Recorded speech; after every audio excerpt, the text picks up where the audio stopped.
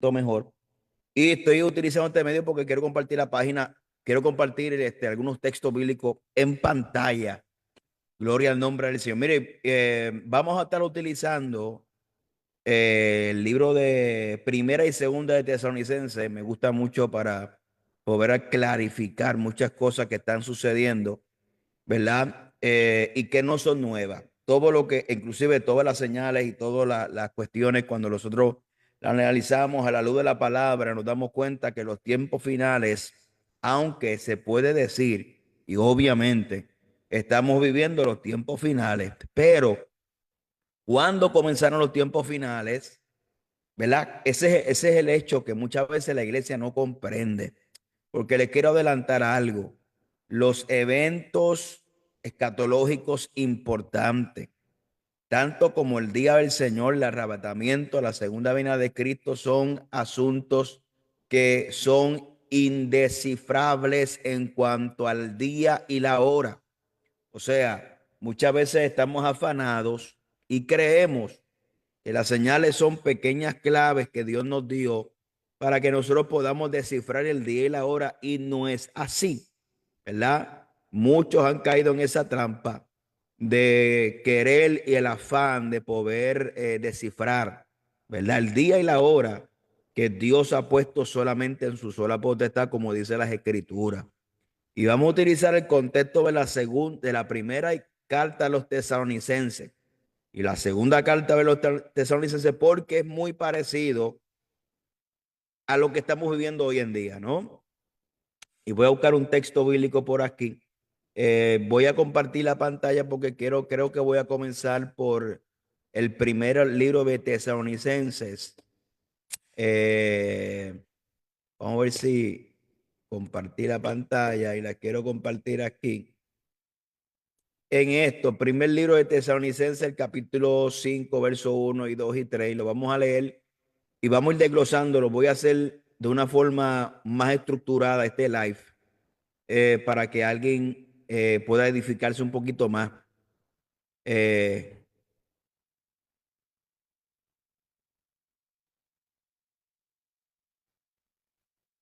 Estoy buscando un texto bíblico aquí y vamos a comenzar hablando. Y mire, y quiero traerle un paralelismo acerca de que un paralelismo muy interesante que creo que se encuentra en Primera de Pedro, capítulo 1, verso 10 al 20. Un paralelismo interesante porque los profetas, Pedro hablando, no me quiero salir de esta página porque se me va a ir lo que oscurecí, pero lo voy a compartir como quiera, aunque se me vaya porque sé lo que voy a hablar. Y está en eh, Primera de Pedro capítulo 1. Vamos a buscar capítulo 1 y vamos a leer del verso 10 en adelante. Y mire qué interesante lo que dice la palabra. Los profetas que profetizaron acerca de la gracia distinta a vosotros, inquirieron diligentemente, indagaron de esta salvación, escudriñaron qué persona y qué tiempo indicaba el Espíritu de Cristo estaba en ellos, el cual anunciaba de antemano los sufrimientos de Cristo para la gloria venidera. A esto se les reveló no para sí mismos, sino para nosotros. Administraban las cosas que ahora os anunciamos, por lo que os predicamos el evangelio por el Espíritu Santo enviado del cielo, cosa de la cual anhelan mirar los ángeles.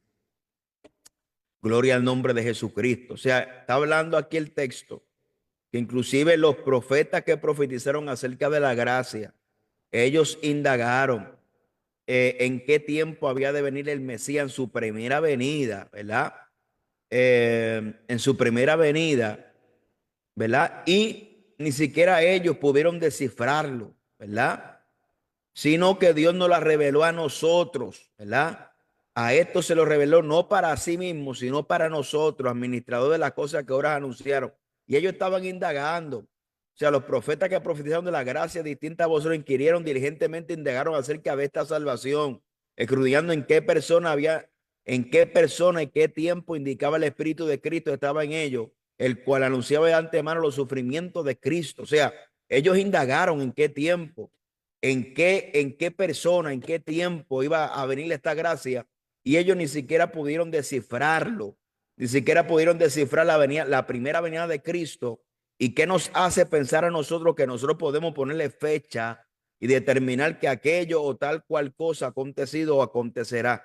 Uno de los mayores problemas de la iglesia hoy en día es que nosotros eh, creemos que la profecía bíblica es como si fuera un misterio que descifrar, y más bien es realmente la escatología, el arrebatamiento de la iglesia, los acontecimientos finales deben transmitir del punto de vista esperanzador, el cual nosotros tenemos que reconocer que hemos fallado en poder transmitir este mensaje del fin de los tiempos como un mensaje esperanzador, ¿verdad? Esto lo podemos entender cuando nosotros escudriñamos las escrituras, ¿verdad? Por ejemplo, el asunto del apóstol Pablo, que habló asuntos escatológicos, Juan, el Apocalipsis de Juan, la revelación del Apocalipsis, el único libro profético del Nuevo Testamento, ¿verdad? Y también debemos entender lo que es la supremacía de la comunicación divina para este tiempo,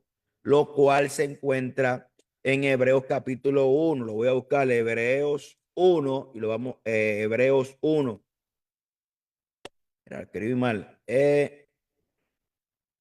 Hebreos 1. Gloria al nombre del Señor. Dice aquí, Dios ha hablado por medio de su Hijo. Dice la palabra, Dios habiendo hablado muchas veces y muchas maneras en otro tiempo a los padres por los profetas, en estos posteros días nos ha hablado por medio del Hijo, a quien constituyó heredero de todas las cosas, por quien asimismo hizo el universo. O sea, esto lo que está hablando es, obviamente, el libro de Hebreo en su contexto, lo que está hablando acerca de la supremacía de Cristo. Y comienza la introducción bien poderosa hablando acerca de que la supremacía de la comunicación divina a través de Cristo supera inclusive a la comunicación de los profetas. ¿Por qué? Porque tenemos la misma palabra revelada, tenemos el logo hecho carne, ¿verdad? Y cuando entendemos eso, vamos a entender que ahora en este tiempo la profecía y los asuntos del tiempo final se manejan de otro punto de vista, porque ese es otro problema que podemos enumerar, muchos problemas que la iglesia tiene, y uno de ellos es que la iglesia es incapaz de ver el Antiguo Testamento desde la perspectiva del Nuevo Testamento. La mayoría de las personas no contextualizan la Biblia, ¿verdad? Especialmente el Antiguo Testamento, contextualizarlo y entenderlo desde una perspectiva nuevo testamentaria. Eso es otro agravante que tenemos cuando intentamos de indagar, ¿verdad? Lo que es acerca de los tiempos finales. El apóstol Pablo escribe dos cartas simultáneamente, prácticamente simultáneas, primera Tesalonicense y segunda Tesalonicense, el cual el primer libro de Tesalonicense toca el tema acerca de el animar, alentar la iglesia en medio de esa persecución que está sufriendo. Y creo que está aquí cuando lo dice claramente la venida del Señor. Tampoco queremos, hermanos, que ignoréis acerca de los que duelen, para que no entristezcáis como los que no tienen esperanza. Porque si creemos que Jesús murió y resucitó, así también Dios estará con los que durmieron con él. Lo cual os decimos esto en palabra del Señor, que nosotros, los que vivimos, los que hayamos quedado hasta la venida del Señor, no prodeceremos a los que durmieron, porque el mismo Señor con voz de mando, con voz de arcángel, con trompeta de Dios, descenderá del cielo, y los muertos en Cristo resucitarán primero. Vamos a aumentar esto aquí, porque como que ese anuncio me está estorbando. Eh, Ahora está un poquito más grande. Muy bien. Está diciendo el apóstol Pablo, dice aquí, ok, verso 16, porque el mismo Señor con voz de mando, voz de arcángel y con trompeta de Dios, descenderá del cielo, y los muertos en Cristo resucitarán primero.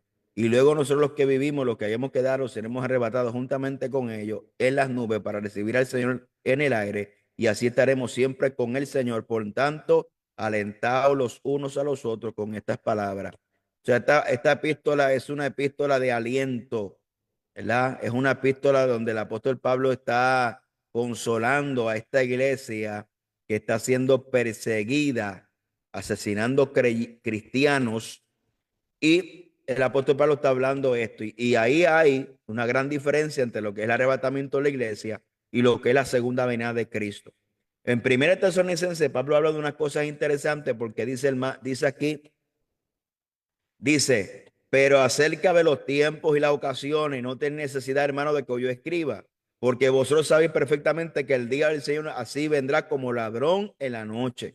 Le está diciendo, yo no tengo necesidad de escribirle, ni de indagar, ni de descifrar, como dicen hoy en día, los códigos, porque ustedes saben que ese evento, y ahorita vamos a explicar con lujo de detalle el que es el día del Señor, es un día que no tienen, que es como el día y la hora, nadie lo sabe. Y ¿verdad? Hizo aquí una símil, que es como, se menciona como ladrón en la noche, vendrá como ladrón en la noche. O sea, una comparación, ¿verdad? Cuando el ladrón viene a asaltar, no saben el día o saben el tiempo. O sea, no es que el Señor es un ladrón, está haciendo una símil en cuanto el evento, cómo ocurrirá sin previo aviso, ¿verdad?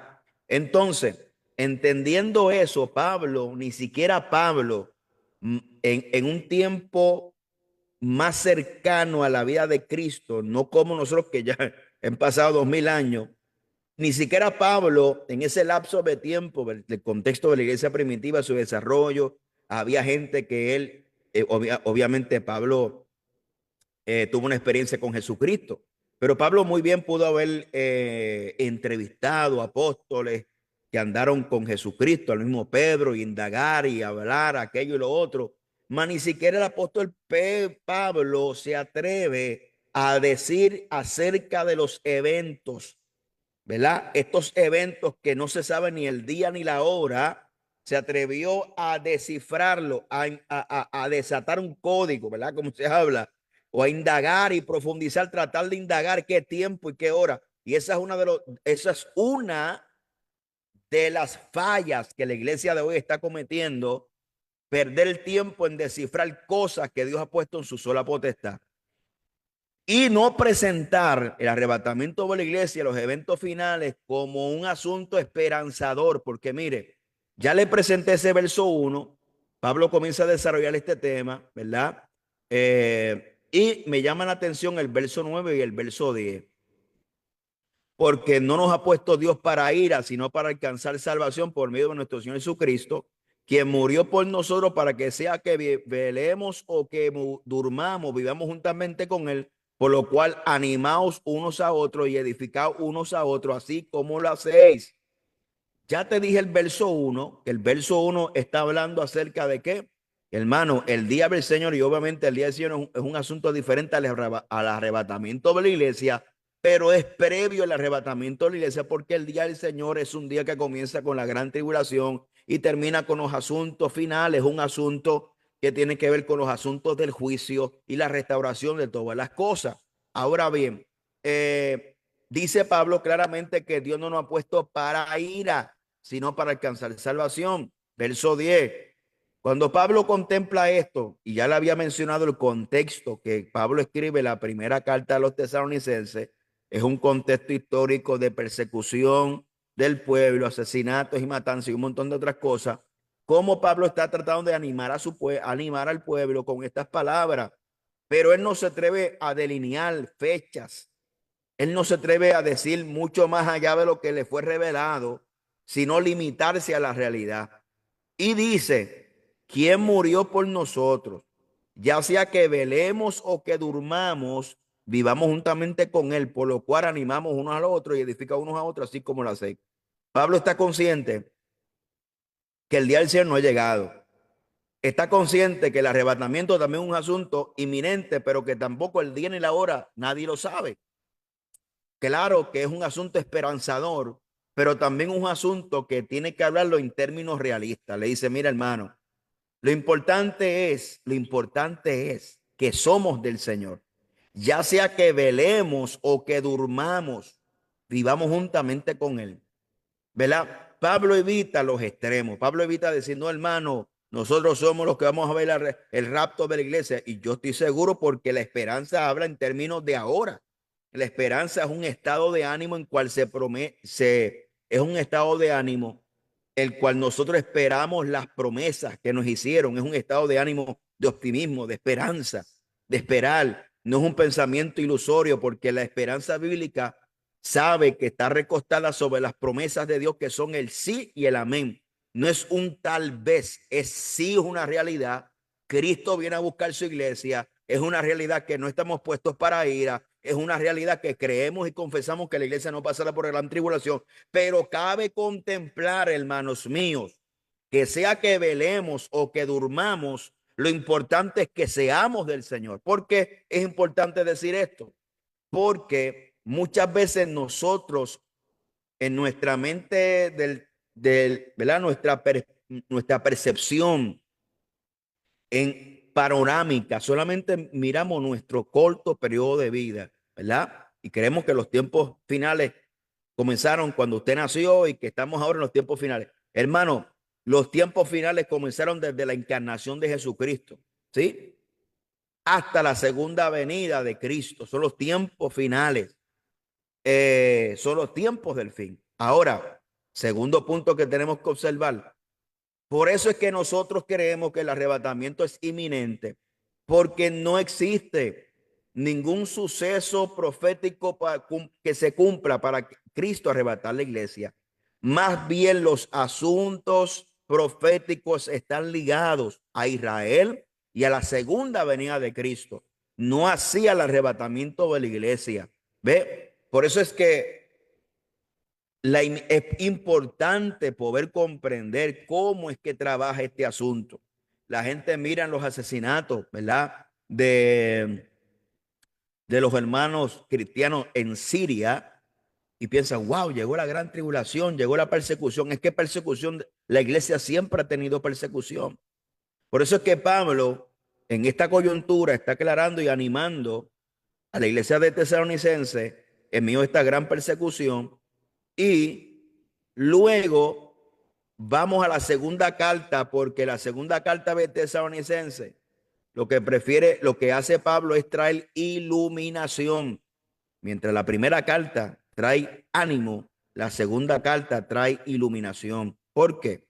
Porque se habían colado gente dentro de la iglesia diciendo que el día del Señor ya había llegado. Y el verso 3 dice aquí: nadie os engañe de ninguna manera, porque no vendrá así que antes venga la apostasía, se manifiesta el hijo de perdición, el hijo de pecado y el hijo de perdición. Pero voy un poquito más atrás, que es el verso 2 donde quiero leer. Y dice que no os dejéis mover fácilmente de vuestro modo de pensar, ni os conturbéis, ni por carta, ni por espíritu, ni por palabra, como si fuera nuestra, en el sentido de que el día del Señor está aquí cerca. Entonces, Pablo está hablando acerca de que había gente, dada la circunstancia que estaba viviendo la iglesia en el tiempo presente, se estaban aprovechando para dar información falsa. Y es muy importante que nosotros entendamos lo que dijo Pablo. Yo hice un post esta mañana acerca de esto en segunda de Pedro capítulo 3, 15b al 17, que dice: nuestro amado hermano Pablo, según la sabiduría que le ha sido dada, os ha escrito casi en todas sus epístolas, hablando de ella estas cosas, entre las cuales hay algunas difíciles de entender, las cuales los indoctos e inconstantes tuercen, como también las otras escrituras, para su propia perdición. Así que vosotros, amados, sabiendo de antemano, guardaos, no sea que arrastrados por el error de los inicuos, caigáis de nuestra firmeza. Pedro está hablando precisamente en ese capítulo 3 de segundo de Pedro acerca de asuntos escatológicos y finales. Y Pedro aprovecha la coyuntura y nos exhorta, obviamente, como si Pedro estuviera vivo ayer y escribió una carta para nosotros. Nos está diciendo: hermano, tengan cuidado, porque gente, primero, no hace entender varias cosas. Número uno, la complejidad de la escatología. Pedro reconoce que Dios le había dado a Pablo una sabiduría especial para transmitir estos asuntos de los acontecimientos finales, ¿vale? La redundancia. Y que había gente que no tienen esa expertise y que lo estaban torciendo para su propia perdición. ¿Cuál es mi consejo para usted? Vaya a los referentes. O sea, no se deja llevar por mí. O sea, mire, vamos, déjese llevar por los referentes. ¿Qué es un referente? Un referente es un punto de referencia. Por ejemplo, si yo menciono, para mencionar algunos, puntos referentes de un evangelista ganador de almas en los tiempos pasados, pues a mí se me viene a la mente Gigi Ávila, porque es un referente acerca del tema. Arrebatamiento, Gigi Ávila, un tema referente del tema. Y no solamente eso, hay multitudes de libros, ¿verdad? Que hay referentes del tema escatológico. El problema de la iglesia es que quiere las cosas masticadas, dirigidas. La gente quiere las cosas masticadas y dárselas. Y hay cosas que tú tienes que picar piedra. Hay cosas que tienes que meterte a escudriñar. Mire, nosotros a veces damos cursos de escatología y de otros temas, donde la gente se le hace a veces difícil hasta invertir en las cosas. Entonces, hay gente que lo único que sí les va a criticar, discúlpeme, ¿verdad? Pero es la pura realidad. Y muchas veces, voy a compartir esto por aquí, muchas veces la gente quiere saber, pero no quieren invertir. ¿En qué tú te refieres, Paz? Bueno, por ejemplo, aquí le voy a compartir una herramienta. Este es mi logo que tengo, wow, no más de 5 años más, no sé ni, ya yo perdí la cuenta. Todo esto son comentarios bíblicos, todo esto son comentarios bíblicos. Hay una grande rama, hay una grande gama de herramientas. Entonces la gente no quiere, esto a mí me costó mil y tantos dólares. O sea, que habla con precio para que la gente entienda que si la gente quiere saber, la gente quiere indagar, tiene que invertir. O sea, usted no puede ser un maceta. La gente quiere indagar, la gente quiere profundizar, pero a fuerza de youtuber, a fuerza de fulano que salió los otros días, a fuerza de vengano, y la gente no quiere leer, la gente no quiere invertir, ¿verdad? Para poder aprender, para poder ser eficaz en el ministerio, para que si usted tiene un ministerio, la idea es que usted vaya creciendo, ¿no? Y que vaya expandiendo su conocimiento para poder tener mejor herramienta para poder edificar el cuerpo de Cristo, y esa es la pura verdad. Entonces la gente no quiere invertir, la gente no quiere leer, la gente, por eso es que hay tanto engaño, porque la gente no quiere pagar el precio de ninguna manera, ni siquiera leerlo. Es más, yo puedo estar seguro que les regalan los libros, ni siquiera lo leen, porque está el vago, hermano, que hace orilla. Esa es la pura verdad. Ahora bien, Pedro está diciendo que ¿quiénes son los que tuercen las escrituras, específicamente en ese contexto de segunda de Pedro capítulo 3, que menciona a Pablo diciendo, bueno, es que Pablo, Dios le dio una sabiduría y hay gente por ahí que aunque Pablo, Dios le dio sabiduría, hay cosas difíciles de entender. Pedro lo reconoce y bueno, lo conocemos, que hay cosas difíciles de entender referente a la escatología. Y dice que hay gente que son indoctos. ¿Quiénes tuercen esto? Los indoctos, que es un indocto, se refiere a una persona acerca que carecen de conocimiento y educación especializado referente a la doctrina y la enseñanza cristiana. Por eso es que hay un sancocho tremendo. Por eso es que cada cual define sana doctrina a su antojo. La gente define en santidad como a ellos les venga en gana. La gente define la escatología como a ellos les parezca. ¿Por qué? Porque como son indoctos, Pablo dice, Pedro reconoce que Pablo dice cosas difíciles de entender referente a la escatología, y Pedro nos dice que son indoctos los que las tuercen. Y segundo, los inconstantes. ¿Quién son personas inconstantes? Son las personas que son inestables en su fe y convicciones. Búsquese a ver todo aquel que ataca el arrebatamiento pretribulacionista, ¿verdad? Hoy, y ahora son post-mid o no creen ni en la luz eléctrica, antes lo fueron. Pues ya eso a mí me da a entender que no es un referente. Porque una persona que cambia, que es inconstante en sus convicciones, no puede ser un referente. No puede ser un referente. Porque un referente siempre tiene que haber constancia. de sus convicciones, doctrina, confesión de fe, tienen que ser constantes, ¿verdad? En lo que creen. Y Pedro dice que cuídate, porque, porque estas personas pueden desviar tu fe. ¿Ve? Por eso es muy importante que podamos entender estos asuntos para poder entender en qué tiempo profético estamos viviendo. Estos indoctos y estos inconstantes tuercen las escrituras, ¿verdad? Eh, y la recomendación de Pedro le dice, así que vosotros, oh amados, sabiéndolo de antemano, guardaos, no sea que sea arrastrado por el error de los inicuos, que hagáis de vuestra firmeza, antes bien crecer en la gracia y el conocimiento de nuestro Señor y Salvador Jesucristo. Ahora bien, si nosotros creemos en una doctrina fundamental, yo creo en la doctrina de la Biblia, ¿verdad? Y la doctrina de la Biblia enseña que la palabra es inspirada de acuerdo a segunda de Tesalonicenses, a segunda de Timoteo, capítulo 3, verso 15, que entendemos que toda la escritura es inspirada por Dios, útil para corregir, para instruir, ¿verdad? Para exhortar, para reprender y para instruir a fin de que seamos enteramente preparados para toda buena obra. ¿Ve? Ahora bien, si estamos claros en ese punto, podemos que ahora entendemos que el punto de referencia para nuestro entendimiento, que la lámpara que alumbra nuestros pies es la palabra, de acuerdo al Salmo 119, que de acuerdo a segunda de Pedro capítulo 1, verso 19, si no me equivoco, que tenemos la profecía, la palabra profética más certera, la cual alumbra como una antorcha en lugares oscuros hasta que el lucero de la mañana esclarezca en vuestros corazones.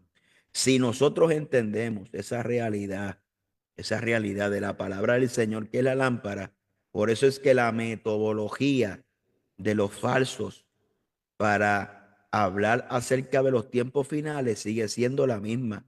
Usted va a la Biblia y usted le pregunta a la Biblia. Ahora, si hablamos en el contexto de 2 de Tesalonicenses capítulo 2, nos damos cuenta que Pablo tiene que exhortar, ya hablamos el contexto de la primera carta de Tesalonicenses, el contexto de la segunda carta de Tesalonicenses, Pablo ahora viene a traer iluminación y corrección a la iglesia porque se han colado falsos maestros que estaban turbando a la iglesia. ¿Y cuál es la metodología que utilizaban? No dejemos ver fácilmente de vuestro modo de pensar, ni os conturbéis, ni por espíritu, ni por palabra, ni por carta, como si fuera nuestra, en el sentido de que el día del Señor está cerca. La misma metodología que estaban utilizando los falsos en aquel momento, la siguen utilizando hoy en día. O sea, por carta, hoy quizá no habrán carta, pero hay Facebook. Dice, no se dejen perturbar ni se alarmen tan fácilmente por lo que dicen del día del Señor que ha comenzado. No les creáis, ni siquiera si afirman haber tenido una visión espiritual, una revelación o haber recibido una carta de supuestamente de nosotros. Esto lo podemos encapsular como que dos metodologías principales hay aquí. Número uno, visiones espirituales. Eso se llama una de las cosas y las deficiencias que tiene la iglesia hoy en día es que no sabe diferenciar entre lo que es espiritual y un espiritualista, de lo que son experiencias personales con el Señor y que Dios habla a través de visiones y sueños y revelaciones, pero que esos sueños y revelaciones tienen que estar sujetos a la revelación máxima que es la palabra de Jesucristo. Todo sueño, visión, voces audibles, lo que sea, ángeles, si va contrario al mensaje de la palabra, es anatema, de acuerdo a el libro de Gálatas. Si aún nosotros o un ángel del cielo desciende del cielo anunciando otro evangelio, sea anatema. ¿Por qué la iglesia de hoy le da tanta credibilidad a visiones, sueños, revelaciones de personas que salen por YouTube alegando que ven y que oyen y que aquello y que lo otro? cuando tenemos la revelación más grande, que es la palabra de Jesucristo? ¿Por qué la iglesia desprecia tanto la palabra del Señor? ¿Usted sabe por qué? Porque la apostasía se ha infiltrado. Hay gente que están haciendo el mismo trabajo que hizo la serpiente en el huerto del Edén.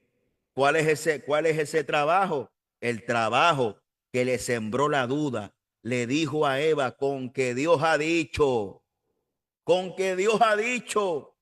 Ese es el pasatiempo favorito. Hay podcast, youtuber, páginas de Facebook, que su tiempo favorito es poner en tela de juicio la palabra escrita. Temas como que la Biblia está llena de errores. Temas como que la Biblia la escribió un hombre. Temas como que son como son idólatras de la Biblia. No es que seamos idólatras de la Biblia, es que es la regla, es la guía de conducta. No. ¿Y qué vamos a coger? Lo que tú dices. ¿Qué punto de referencia partimos nosotros los creyentes? De lo que dijo Josefo, de lo que dijo Mengano, de lo que dijo Sultano. Claro que hay algunos escritores que tienen un valor histórico, pero de acuerdo a la doctrina de la Biblia, la cual afirmamos y creemos que la Biblia es inspirada por Dios y contiene revelación, ¿verdad? Y que cuando leemos las escrituras, el Espíritu Santo los ilumina para poder entender las grandes verdades de la palabra del Señor. Creemos que es el libro que cuando nosotros lo escudriñamos, podemos, el autor se hace presente. La Biblia fue inspirada por el Espíritu Santo, ¿verdad? 40 autores, diferentes tiempos, 1600 años de historia con un mensaje. Cómo el hombre cae, cómo Dios amoroso envió a su Hijo para la redención y cómo al final de la historia Dios redime a los seres humanos y redime esta tierra para volver al plan original que se había desviado desde el huerto del Edén. O sea, es el plan de redención y salvación del hombre. 40 autores, 1600 años de historia, 40 autores de todos los backgrounds posibles, de todas las profesiones posibles, con un solo mensaje que no se contradice. Pero hay gente que están empeñados en socavar la fe de la iglesia, ¿verdad? Y como la iglesia no lee, como la iglesia no escudriña, y sobre todas las cosas, ha descuidado la unción del santo que decía Primera de Juan capítulo 2. Y vosotros tenemos la unción del santo, y la unción del santo os enseñará todas las cosas. Eso no habla de la sustitución o la irresponsabilidad del estudio serio de la palabra, sino que está hablando que esa unción del santo está en nosotros y nos ayuda a discernir cuando alguien cae en la mentira y en el error, es porque está descuidado, no tan solamente en el estudio de las escrituras, sino en una vida de oración y ayuno al Señor Jesucristo. Porque aquel que ora y ayuna y lee escritura no será engañado. Es más, vamos a quitarle los libros. Biblia, ayuno y oración. Usted no va a ser engañado. Porque la misma unción os enseña todas las cosas. Los libros son herramientas que nos ayudan a comprender los contextos históricos y todo lo relacionado para contextualizar y poder tener una mejor comprensión de la escritura. Pero quitando aún los libros y solamente teniendo la Biblia, el ayuno y la oración, con un corazón abierto para que el Espíritu Santo nos ilumine, usted, porque por más torpe que sea el hombre, no se saldrá del camino, hermano. Oh, gloria al nombre de Jesucristo. ¿Usted me está entendiendo? Entonces, mire esto, porque, ahora bien, cuando Pablo toca este asunto, que aclara la metodología de los falsos, nos exhorta que no se dejen engañar. Y Pablo dice que hay tres fronteras. Porque aquí en Tesalónica habla que aunque el día y la hora no lo sabemos, Pablo dice no ha llegado. ¿Por qué? Porque Pablo deja en claro que hay una frontera, que hay una línea hay unos eventos divisores. ¿Ve? ¿Cuándo comienza el día del Señor? Hay varios, hay varios puntos. Y lo leemos aquí. Verso 3. No dejéis de engañar, no os dejéis de engañar. Salid de aquí. Por lo que dicen, pues aquel día no vendrá hasta que haya una gran rebelión contra Dios, que se da a conocer el hombre de anarquía, el hombre de perdición, estamos leyendo la nueva traducción viviente, aquel que trae destrucción, se exaltará a sí mismo y se opone a todo lo que se llama Dios y cada objeto de culto, incluso se sentará en el templo de Dios afirmando que es Dios mismo. Vamos a leerlo en la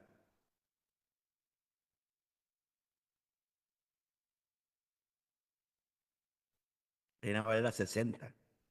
Alábalos y puede. Nadie os engañe en ninguna manera. Otra vez. Porque no vendrá sin que antes venga la apostasía y se manifieste el hijo de pecado, el hijo de perdición, el cual se opone y se levanta contra todo lo que se llama Dios y es objeto de culto, tanto que se sienta en el templo de Dios como Dios, haciéndose pasar por Dios. ¿No os acordéis cuando yo estaba todavía con vosotros y os decía esto? Y ahora vosotros sabéis lo que lo detiene y a fin, y vosotros sabéis lo que lo detiene a su fin, que su debido tiempo se manifieste. O sea, aquí habla tres elementos esenciales. Está hablando que tiene que haber una gran apostasía mundial, la manifestación del hijo de pecado, y no es que apareció fulano, oh, mira, fulano apareció en una oficina, no, fulano apareció por allá como en la televisión, no, no, no, no. Es que te lo describe aquí brevemente. ¿Cuál es la función? Primero, hombre de pecado. Promocionará todo tipo de pecado, inclusive cuando nosotros analizamos el Apocalipsis, no solamente para ver los meteoritos y para ver los asuntos como los que van ¿verdad? Que van a estremecer el universo y la tierra, los juicios, sino que también hay una pequeña vista que podemos ver en el Apocalipsis de la sociedad en aquel tiempo. Inclusive a Israel se le dice Egipto y Sodoma, del gran pecado que abunda en esa tierra. El pecado será terrible, arropará toda la faz de la tierra 1000 veces más de lo que estamos viendo ahora. Dice que es el hijo de perdición, se opone y se levanta contra todo lo que se llama Dios y es objeto de culto. Fíjese bien, el anticristo no solamente se opondrá a Dios, sino todo aquello que represente una deidad. Por eso es que el anticristo imita tanto a Dios, como Dios no comparte su gloria con nadie, él tampoco compartirá su gloria con ningún otro Dios. Por eso es que en repetidas ocasiones, de acuerdo al contexto de Apocalipsis capítulo 13, podemos entender que la última religión mundial no será un ecumenismo, será una adoración plena a Satanás de acuerdo y a los demonios y al anticristo de acuerdo a lo que dice Apocalipsis capítulo 13. La última religión mundial, la fe, por eso que Cristo dice, hallará fe el Hijo del Hombre cuando venga a la tierra. ¿Por qué? Porque habrá una decadencia brutal en la fe, en la gran tribulación. Eh, Todas las religiones serán eliminadas. Habrá una exaltación del hijo de perdición. Eso lo dice en Apocalipsis capítulo 13, que se le rendirá culto. Y hay un poder restrictivo que lo quita. Ahora, mi pregunta es, si el anticristo apareció, ¿cuándo fue que se quitó el poder restrictivo? Yo no me enteré. Hay un poder restrictivo que retiene la manifestación del anticristo. O sea, Pablo dice, el día del Señor no ha llegado, nadie se alarme, aquí no ha llegado el día del Señor. Hay tres cosas que tienen que pasar: la apostasía mundial, la manifestación del hijo de perdición, el anticristo, el personaje escatológico, ¿verdad? Y el poder restrictivo tiene que ser quitado del medio. Ahora, ¿cuál es el poder restrictivo? No hay cosa más poderosa sobre la faz de la iglesia, sobre la faz de la tierra, que la iglesia, llena del Espíritu Santo.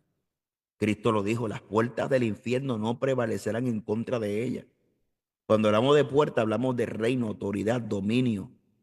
¿Sabe? La iglesia es tan poderosa que cuando avanza, las tinieblas no prevalecen en contra de ella, hablando como esta iglesia que rodea el globo terráqueo, visible e invisible. ¿Ve? Ahora bien, Voy a compartir un comentario, porque si estamos hablando de referente, o sea, lo que yo estoy hablando no me lo inventé. Eh, Estamos hablando de referentes. Pues vamos a buscar un referente que es un comentario bíblico y dice de la siguiente manera, comentario Apocalipsis, segunda Tesalonicenses capítulo 2 verso 3a. En cuanto al arrebatamiento de la iglesia, no hay señal que esperar, lo que hablamos ahorita, que es inminente. El regreso de Cristo para tal propósito es inminente, que quiere decir que en cualquier momento, sin previo aviso, Él puede aparecer. En cambio, hay señales que se deben cumplir antes de que comience el día del Señor. Nadie os engaña de ninguna manera, se refiere a lo dicho, ¿verdad? Por estas noticias fraudulentas. Ahora, el día del Señor no vendrá sin que antes venga la apostasía. La palabra apostasía se define como una deserción, abandono o desviación de la religión de uno. A través de los siglos ha habido mucha apostasía de la fe cristiana y abundan en la actualidad. Sin embargo, lo que se tiene en mente aquí no es algo ordinario. Se refiere a una deserción de masas intensas, culminantes, que realizan contra Dios. Ese suceso prepara el camino que se manifieste el hijo de pecado. Pablo describe la apostasía en Primera de Timoteo capítulo 4 verso 1 al 3, pero dice el Espíritu claramente que en los posteros tiempos algunos apostatarán de la fe, escuchando espíritus engañadores y a doctrinas de demonios, por la hipocresía de mentirosos que, teniendo la conciencia cauterizada, prohibirán casarse, mandando tenerse de alimentos que Dios creó para la acción de gracia. ¿Ve? Ahora bien, vendrán tiempos de apostasía, lo dice la Biblia. Los hombres escucharán espíritus engañadores. Ahora, esto es otro elemento que tenemos que entender. Yo no sé cuánto tiempo llevo aquí, pero no quiero ser muy largo. Esto es un elemento que tenemos que comprender. ¿Por qué? Porque usted no es inteligente, porque usted es inteligente, usted es sabio porque se la sabe toda. Por eso yo hablé ahorita de la unción del santo. Esta guerra espiritual es una guerra también que, si nosotros vamos al plano secular, por ejemplo, si vamos a la guerra de Vietnam, ¿verdad? ¿Cómo fue que en Vietnam se regaba propaganda para desalentar? Y se utiliza eso que se llama la estrategia de desinformación, o una información que pueda desalentar al oponente. ¿Ve? Ahora, en este tipo de guerra, tenemos que entender que por más Biblia que usted sepa, por más libros que usted que haya leído, si usted abandona su vida de oración, de consagración, de pasión por Dios, una vida piadosa en pos de Dios, a usted es candidato para que un espíritu engañador lo arrope.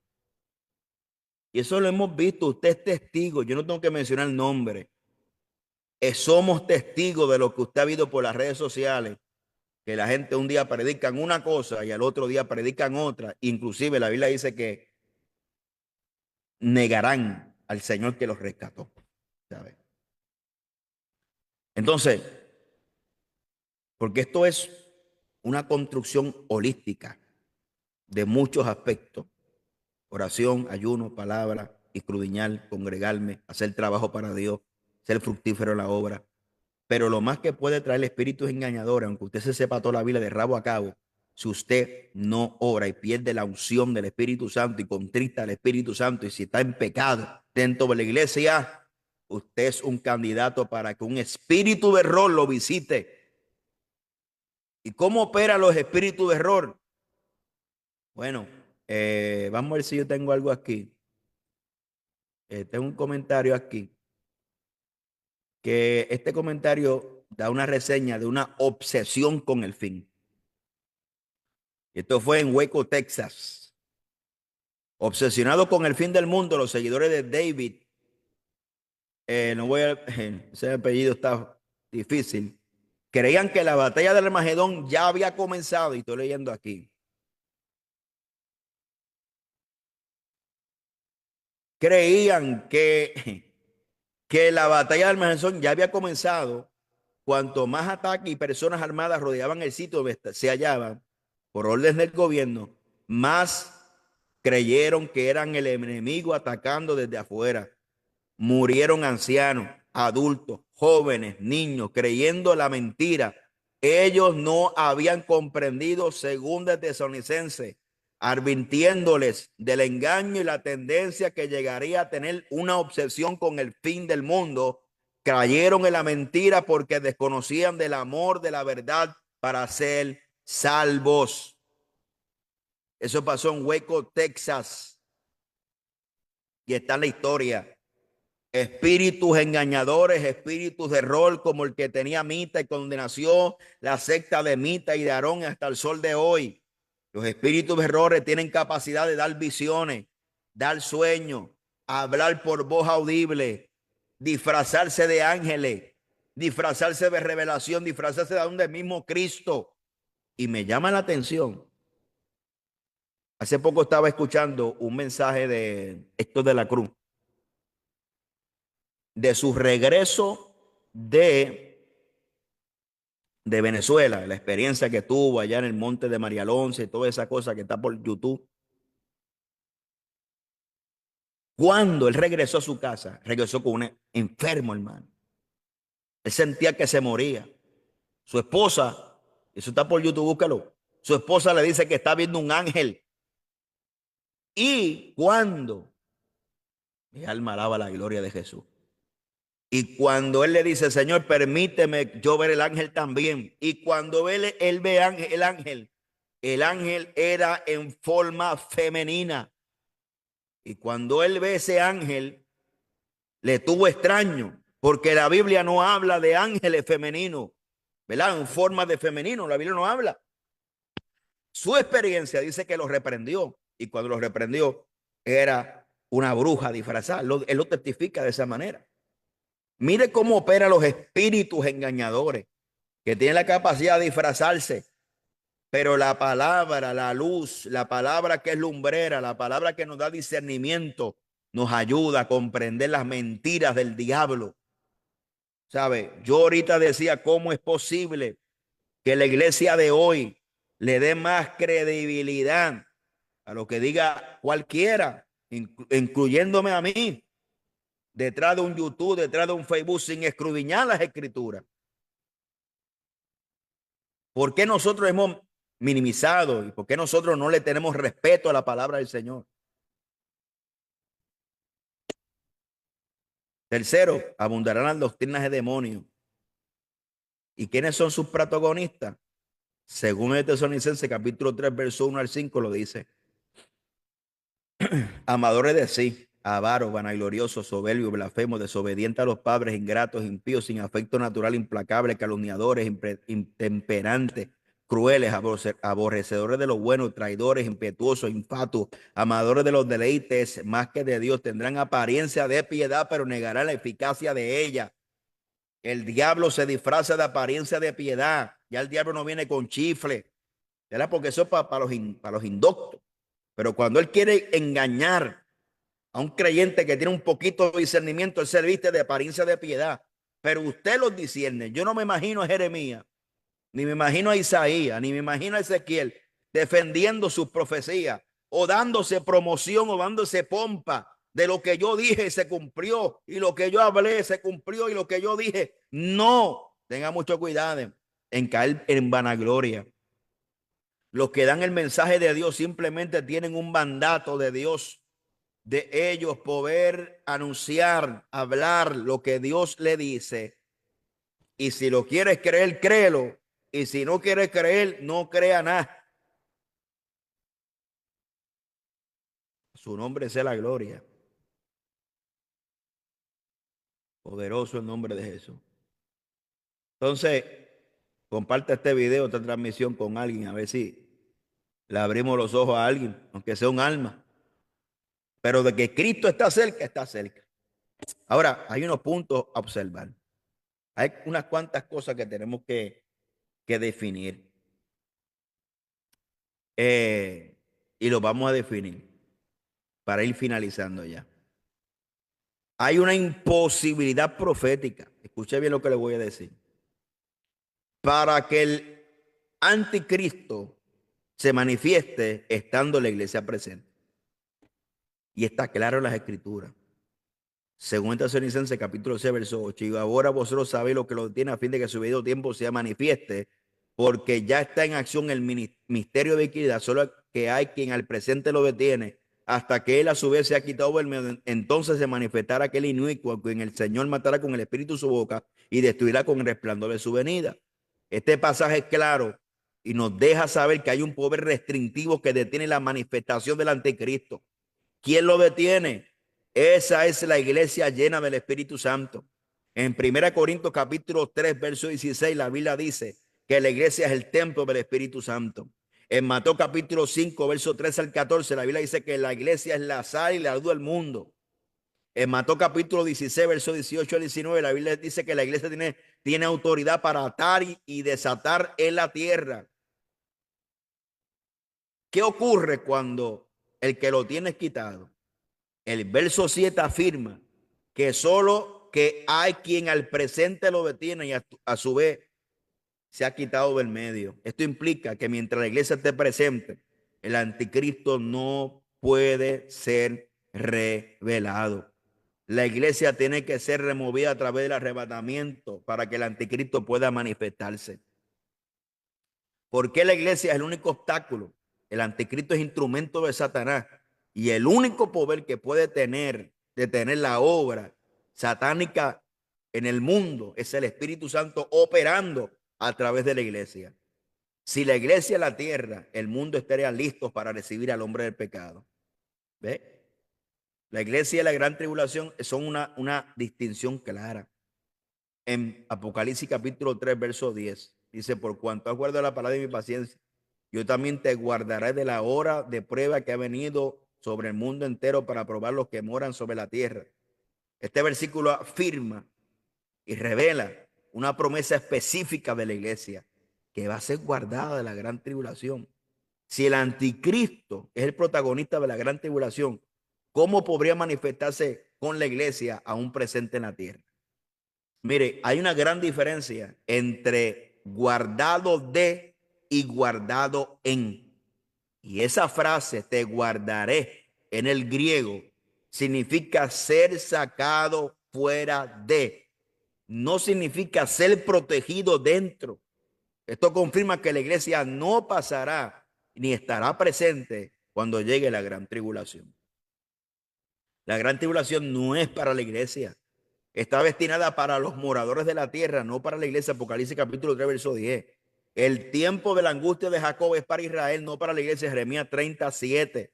Un periodo de juicio divino para el mundo que ha rechazado a Cristo, pero la iglesia ha sido justificada por su sangre de acuerdo a Romanos capítulo 5, verso 9. ¿Sabe? Están claras las evidencias por todas partes. Claro, que hay algunos que pretenden derribar estos argumentos bíblicos, claro, fundamentos doctrinales, bajo un espíritu de error, alegando, teniendo visiones y señales y un montón de cosas. La Biblia es clara. Yo sigo apostando a la Biblia porque la Biblia no falla. Todo cumplimiento pasado, presente y aún los que faltan por cumplirse, ni una tilde pasará. Nada se quedará sin cumplimiento. ¿Ve? Todo viene al cumplimiento. Y para ir finalizando, para ir explicando lo que es el día del Señor en el Antiguo Testamento. En Isaías capítulo 13, verso 9 dice: aquí el día de Jehová viene terrible de indignación, ardor e ira para convertir la tierra en soledad y raer de ella sus pecados. Joel 2, 1, 2. Tiemble los montes y las tierras porque viene el día de Jehová, porque está cercano día de tiniebla y de oscuridad. Fíjense ven cómo dice, día de tiniebla y de oscuridad. ¿Y cómo la iglesia estará presente si Él luz en medio de las tinieblas? Esa luz se tiene que apagar, tiene que ser quitada, tiene que ser removida para que el anticristo se manifieste, el hijo de perdición. Tiene que haber oscuridad y tiniebla, pues porque es el escenario perfecto para que el anticristo se manifieste. Sofonía 1, 14, 15 dice: cercano está el día de grande de Jehová, cercano, muy próximo, día de ira, aquel día de angustia y de aprieto. El día del Señor en el Nuevo Testamento, ejemplo del Nuevo Testamento, y se amplía. Es un periodo, que se refiere a un periodo futuro en el cual Dios juzgará a la humanidad y establecerá su reino. Ejemplo de ello, lo que leímos al principio de este video, 1 Tesalonicenses capítulo 5:2, porque vosotros sabéis perfectamente que el día del Señor vendrá así como ladrón en la noche. Segundo de Pedro capítulo 3 verso 10, el día del Señor vendrá así como ladrón en la noche, el cual los cielos pasarán con gran estruendo y los elementos arderán, serán deshechos. Apocalipsis 6:17, porque el día grande de su ira ha llegado y quién podrá sostenerse. En el contexto del Nuevo Testamento, el día del Señor está asociado con juicios y la gran tribulación, la segunda venida y el establecimiento del reino milenial de Jesucristo. Esta característica del día del Señor tiene varias características escatológicas. Es un evento repentino e inesperado, como lo dice Pablo en 1 Tesalonicenses capítulo 5, versos 2 y 3. Y cuando la gente diga paz y seguridad, pero el juicio vendrá de repente. Segundo, incluye la gran tribulación en Apocalipsis 6:19 o Apocalipsis capítulo 6 hasta el capítulo 19. Un tiempo de juicio divino sobre la faz de la tierra afectará a los incrédulos y a las naciones rebeldes. Tercer característica del Señor. Concluye con la segunda venida de Cristo. Cristo regresará en gloria y derrotará al anticristo y su ejército y establecerá su reino milenial. Y cuarto, transformará la creación. En 2 Pedro capítulo 3 verso 10 dice que los elementos serán deshechos con fuego y se cumplirá lo que Cristo, la palabra dice, cielo nuevo y tierra nueva. Y como Pedro dice, que nosotros esperamos su promesa, ¿verdad? Cielo nuevo y tierra nueva donde mora la justicia de Dios. La relación con el arrebatamiento y la tribulación. El día del Señor entendemos que no es lo mismo que el arrebatamiento, pero el arrebatamiento es cuando la iglesia es sacada del mundo antes del juicio, y el día del Señor es el tiempo de juicio y restauración que sigue de luego del arrebatamiento. El día del Señor abarca desde la gran tribulación hasta el juicio final. Entonces, estas cositas es muy importante entenderlas, porque cuando usted tiene ese andamiaje, ese fundamento firme, puede venir quien sea con 7.500, hablando más lengua que los corintios y viendo más visiones que Juan en la isla de Pasmo. Es más, teniendo más visiones y revelaciones que todos los profetas del Antiguo Testamento, y junto con Juan en la isla de Pasmo, no pueden sustituir ni te podrán engañar, porque usted edificó su casa sobre la roca que es Cristo y su palabra. Que Dios nos ayude a vencer, hermano. Que Dios nos ayude a vencer. Así que yo quiero decirle una última palabra de exhortación. El arrebatamiento de la iglesia en los tiempos finales se deben tocar en la iglesia desde un punto de vista esperanzador. No es con el uy, porque a mí no me da miedo. Claro que tenemos esperanza, como leímos ahorita en 1 Tesalonicenses capítulo 5. Pero Pablo dice muy claro, algo, sea que vivamos o que muramos. Por eso es que el arrebatamiento no se debe predicar como un escapismo de los sufrimientos. ¿Por qué? Porque cabe la posibilidad de que en este tiempo presente existen tribulaciones presentes que afectaron a la iglesia. La iglesia primitiva fueron asesinados, fueron tratados como un espectáculo a los paganos en el Imperio Romano. Estamos viendo lo de Siria. Posiblemente en algún futuro se dé en esta parte del mundo. O hay partes de este mundo que nosotros ni siquiera nos enteramos porque estamos envueltos en tantas cosas que sí persiguen cristianos y asesinan cristianos. Eh, Busque las estadísticas de las muertes de los cristianos anualmente. Se va a alarmar mucho de los días, o mejor dicho, se va a alarmar mucho de la cantidad de creyentes que mueren alrededor del mundo por la causa de Cristo. Ahora bien, dicho esto, tenemos que entender lo que la Biblia habla acerca de tribulaciones presentes y de lo que es la gran tribulación. Curiosamente, Cuando leemos la Biblia en Apocalipsis nos damos cuenta que uno de los juicios sobre la iglesia de Tiatira se dice, serás arrojada a gran tribulación. O sea, si la iglesia pasará por la gran tribulación, ¿por qué se le menciona a la iglesia de Tiatira que por no haberse arrepentido pasará gran tribulación? Porque la gran tribulación es otro periodo aparte de las tribulaciones presentes que supone que la iglesia parte. Y como tribulaciones presentes está el ser martirizado por la causa de Cristo. Y Pablo contempla eso. O sea, Pablo no se para desde la plataforma de miedo, de una falsa esperanza, sino que habla claro. Nuestra esperanza es que somos en Cristo. Ya sea que muramos o que vivamos o que el arrebatamiento nos tome en vida o nos tome en la tumba, porque nosotros cuando morimos dormimos en Cristo y descansamos en Cristo. Alabado sea la gloria de Jesucristo. ¿Sabe? Entonces, muchas veces predicamos el arrebatamiento de la iglesia como si fuera una especie de escape, porque no queremos pasar aquello y lo otro. No, la iglesia no pasará por la ira, ni pasará por la gran tribulación. Pero en las tribulaciones presentes, Pablo decía, que producen en nosotros un cada vez más de eterno peso de gloria. ¿Sabe?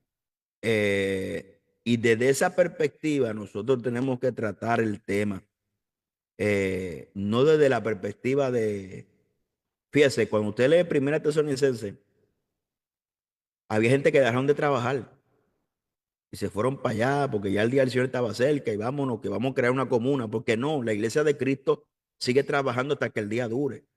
Nosotros no estamos llamados a crear comunas y a crearles, a ser unas personas que estamos, en vez de prepararnos espiritualmente, que esa es otra cosa, que el asunto escatológico está ligado a una preparación espiritual y no una preparación material.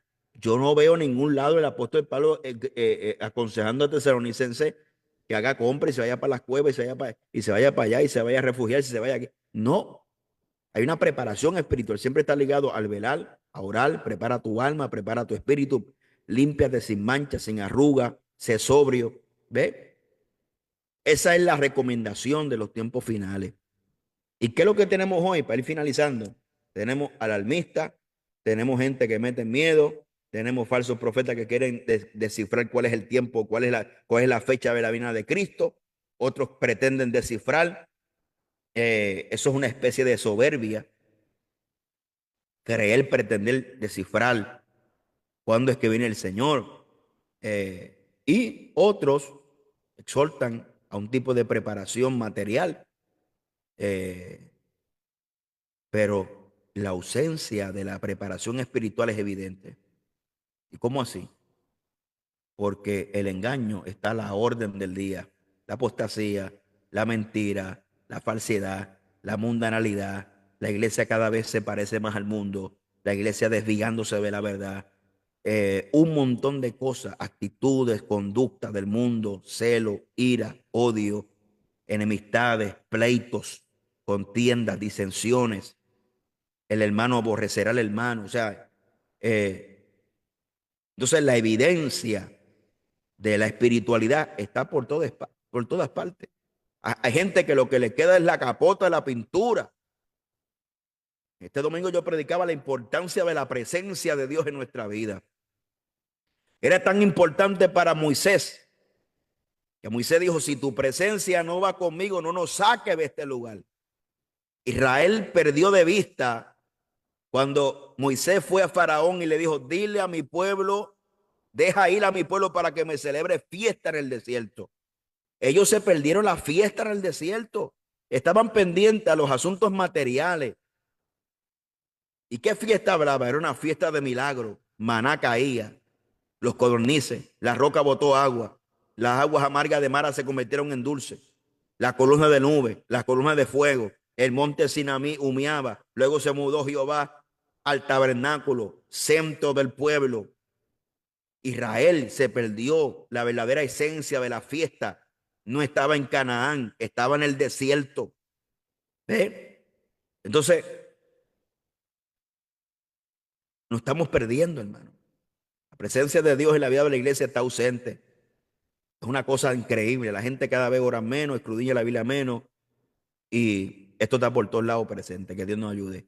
Si hay alguien que se ha quedado viendo este video hasta lo último y desea aceptar a Cristo como su único y exclusivo Salvador, si necesita confesar a Cristo, todo aquel que le confiesa públicamente, públicamente le confesará a Dios delante de los ángeles. Y todo aquel que le niegue, Él le negará. Es tiempo de volvernos a Dios, es tiempo de reconciliarte con el Señor. Dios sabe que tú no puedes, que no tienes fuerza, tú humanamente no estás preparado. Dios quiere ayudarte, Dios quiere levantarte, Dios quiere salvarte. Responde al llamado de Dios. No basta saber que Dios te ama, tienes que responder al llamado del amor de Dios y servirle en espíritu y en verdad.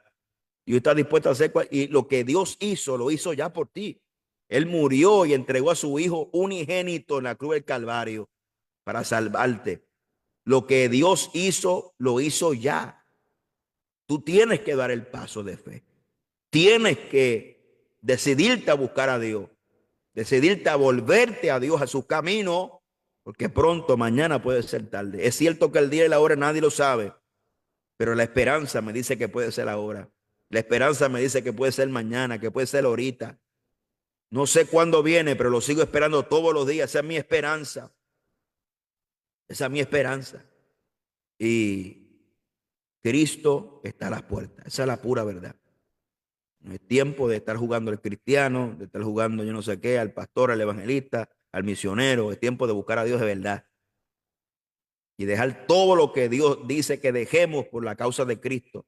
El problema es que estamos preparando un evangelio y estamos formando un evangelio a la carta, un evangelio que nos quede bien a la talla, pero no queremos el evangelio Cristo, de Cristo, el real, el que tengo que morir, el que tengo que arrancar, el que tengo que renunciar, el que tengo que morir cada día, el que tengo que coger la cruz para seguir a Cristo. Ese evangelio no lo queremos. Queremos el evangelio que nos caiga bien, que no hay que renunciar, que no hay que hacer nada. Eso no es evangelio de Cristo. Así que yo lo voy a dejar con este pensamiento, no sé ni cuánto hablé por aquí, pero es una de las pocas veces que me dedico estructuradamente a poder enseñar por aquí. Así que espero que alguien le saque provecho y que podamos alimentar a alguien, que podamos, ¿cómo te digo? Edificar a alguien. Así que si está por el área de Austin, estamos en Austin, la iglesia Jesucristo, Iglesia Pentecostal Jesucristo, Palabra y Poder, en la 6222 Manor Road, Austin, Texas, 78723. Por el momento estamos los días domingos, 4 de la tarde, martes, 7:30 de la noche. Más tarde vamos a abrir el jueves, el viernes y algunos otros días más para la gloria de Dios. Dios está haciendo cosas muy bonitas. Anoche no pudimos transmitir, pero Dios se ha movido de una forma extraordinaria para la gloria de Jesucristo.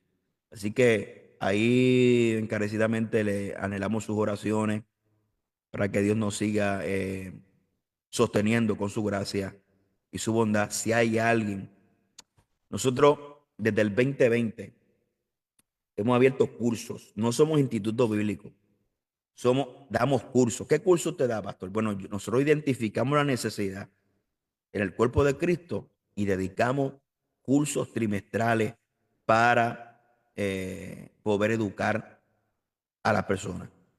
Nosotros hemos impactado desde el 2020, bueno, mal contado, más de 2,000 personas, más, creo más, desde Europa, todo Estados Unidos, Canadá, Centro, Suramérica. Eh, Hay países que nosotros identificamos de escasos recursos que damos becas totalmente gratis. Hemos dado becas a pastores en Cuba, en Nicaragua, en Venezuela, en diferentes países. Y nuestro objetivo es, por ejemplo, tenemos un curso nuevo de Daniel y Apocalipsis. O sea, es de Apocalipsis integrando a Daniel. Le damos el material. Van a ser 4 meses porque queremos coger con calmita. Nosotros damos ante Apocalipsis y Escatología. Este es un curso totalmente nuevo con un libro nuevo.